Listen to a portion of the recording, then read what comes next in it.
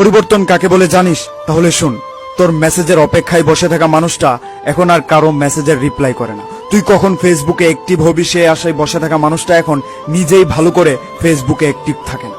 তোর মেসেজের অপেক্ষায় রাতে না ঘুমিয়ে বসে থাকা মানুষটা এখন তুই ঘুমানোর আগেই ঘুমিয়ে পড়ে।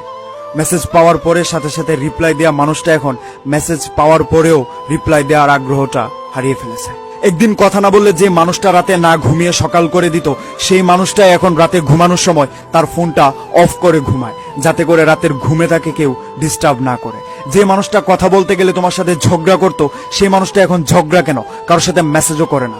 যে মানুষটা পৃথিবীতে সবচেয়ে বেশি তোমাকে মূল্য দিত, সেই মানুষটা এখন তুমি কেন পৃথিবীর কাউকে মূল্যায়ন করে না।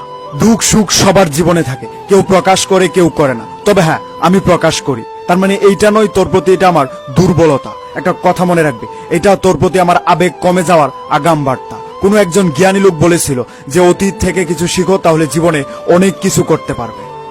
তবে ওই ভদ্রলোক এইটা বলেনি যে অতীত নিয়ে আঁকড়ে থেকো না। আমার জীবনের সবচেয়ে বড় ভুল ছিল তোর অতীত নিয়ে আঁকড়ে থাকা। তবে আমি দেরি হলেও এটা বুঝতে পেরেছি তুই আমার জন্য ছিলি না। ভালো থাক দূরে। Good bye.